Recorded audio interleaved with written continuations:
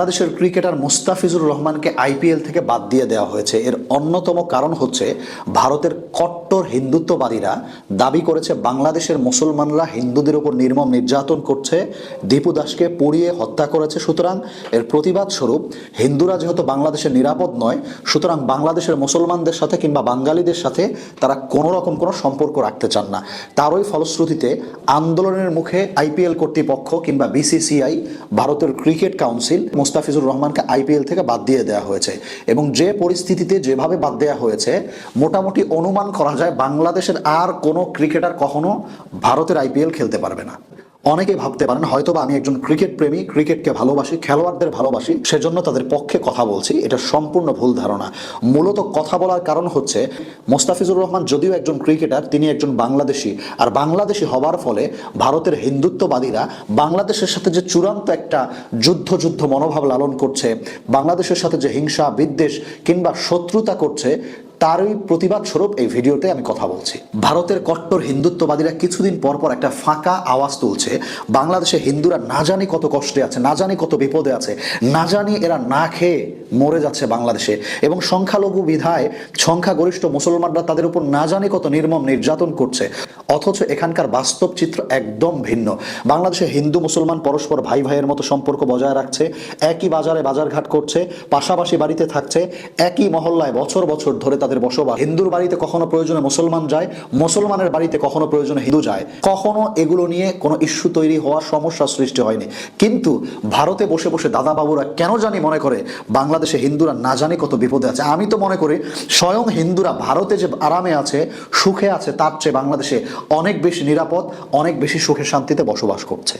আমি তো আমার লাইফে কখনো আমার এলাকার আশপাশে কোনোদিন শুনিনি হিন্দু মুসলমান দাঙ্গা বেঁধেছে, কোনো মুসলমান কোনো হিন্দুর বাড়িতে হানা দিয়েছে, হামলা করেছে, অথবা কোনো হিন্দু কোনো মুসলমানের বাড়িতে আক্রমণ করেছে, এমন তো কখনো শুনি নাই। দীপু দাসকে নিয়ে যে এত আলোচনা হচ্ছে, অথচ গত বছর ফরিদপুরের মধুখালীতে মন্দিরে আগুন দেবার অভিযোগে দুইজন নিরপরাধ শ্রমিককে, মুসলমান ছিলেন তারা, নির্মমভাবে মব সৃষ্টি করে হিন্দুত্ববাদী সন্ত্রাসীরা পিটিয়ে হত্যা করেছে। এটা নিয়ে কোথায় দাদাবাবুরা তো কোনো প্রতিবাদ করলো না। কিংবা বাংলাদেশে চলচ্চিত্রকর্মী, খেলোয়াড় কিংবা ভারতের দাস যেগুলো আছে, ভারতের গোলামি যারা করছে, এটা নিয়ে কোনো প্রতিবাদ করলো না। এরা তো কখনো আন্দোলন করলো না। আসলে ব্যাপারটা হচ্ছে নিজের বেলায় কুরু, অন্যের বেলায় মাকরু। এই যে দাদাবাবুরা ভারতে বসে বসে বাংলাদেশকে নিয়ে এত মাথা ঘামায়, বাংলাদেশের সংখ্যালঘু হিন্দুরা আরামে থাকবার পরেও তাদের চিন্তার শেষ হয় না। অথচ তারা সেখানে বসে মুসলমানদের উপর কত নির্মমভাবে নির্যাতন নিপীড়ন করে যাচ্ছে, এটা নিয়ে তাদের রাজনৈতিক ব্যক্তি কংগ্রেস কিংবা বিজেপি কারো মুখ দিয়ে টু শব্দটুকু আসে না। ভারতের কুলাঙ্গারদের মতো দ্বিমুখী আচরণ বিশ্বে আর কোনো মানুষ করে কিনা আমার জানা নাই। এদের মতো নরপশু, বিবেকহীন, ফকিন্নি প্রকৃতির জাতি গোটা বিশ্বে আর কোনো দেশে আছে কিনা আমার জানা নাই। কাশ্মীরে বছর বছর ধরে মুসলমানদেরকে নির্যাতন করা হচ্ছে, হাজারো যুবককে শহীদ করে দেওয়া হয়েছে, মা বোনদেরকে ধর্ষণ করা হচ্ছে, শিশুরা পর্যন্ত রেহাই পাচ্ছে না। আসাম, উত্তরপ্রদেশ, উত্তরাখণ্ড সহ এ ধরনের এলাকাগুলোতে মুসলমানদের হাজার হাজার বাড়িঘর বুলডোজার দিয়ে গুড়িয়ে দেওয়া হচ্ছে, আগুন জ্বালিয়ে দেওয়া হচ্ছে, মসজিদ মাদ্রাসাকে মাটির সাথে মিশিয়ে দেওয়া হচ্ছে, হাজারো দাড়ি টুপিওয়ালা আলেম ওলামাদেরকে নির্মমভাবে নির্যাতন করা হচ্ছে, বিনা অপরাধে জেলে বন্দি করা হচ্ছে। এগুলোর ব্যাপারে তাদের কারো কোনো জবানে, কারো কোনো কথা নেই, কারো কোনো প্রশ্ন নেই। তখন তাদের মানবতা জাগ্রত হয় না। মুসলমানদের সাথে যত প্রকারের অন্যায় করতে পারে, এটা সম্পূর্ণ স্বাধীনতা তাদের আছে। কিন্তু ভুলক্রমে দীপু দাসের মতো কাউকে যদি অন্যায় করে আমরা স্বীকার করি যে মব সৃষ্টি করেছে, এটা ইসলাম সমর্থন করে না, ইসলামকে যে ব্যবহার করা হচ্ছে এটা সম্পূর্ণ ভুল একটি তথ্য, যা ইতিমধ্যে প্রমাণিত হয়েছে। কিছুর পরেও এটা নিয়ে কথা হবে, কিন্তু মুসলমানদের উপর অন্যায় অবিচার হলে তা নিয়ে কেন কথা নেই? 2016 সালে ভারতে আখলাক নামের একজন মুসলমানকে শুধুমাত্র গরু বহন করবার কারণে তাকে পিটিয়ে হত্যা করা হয়েছে। এই সন্দেহের বশবর্তী হয়ে সে হয়তো গরু জবেহ করবে, গরুর গোশত খাবে। কোনো মুসলমান গরু লালন পালন করলে তাকে পিটিয়ে মারো। যেখানে সেখানে মুসলমান যদি কেউ গরু নিয়ে এখানে ওখানে যায়, নিছক সন্দেহের বশবর্তী হয়ে পিটিয়ে মারা হচ্ছে। এগুলো নিয়ে কোনো প্রতিবাদ নেই। ভাগোয়া লাভট্রাপের বলি হয়ে কত মা বোন মুসলমান তাদের ইজ্জতকে নষ্ট করেছে, জীবনকে নষ্ট করেছে, এর হিসাব কে জানে? ভারতে যেখানে অধিকাংশ মুসলমান নিরাপদে বসবাস করতে পারছে না, এত কিছুর পরেও ভারতের কোনো মিডিয়া কর্মী, রাজনৈতিক ব্যক্তি কিংবা কট্টর হিন্দুত্ববাদীরা কোনো রকম কোনো প্রতিবাদটুকু করছে না, আর বাংলাদেশ নিয়ে তাদের এত পরিমাণ মাথা ব্যথা, এটা আমাদের কাছে সুস্পষ্ট।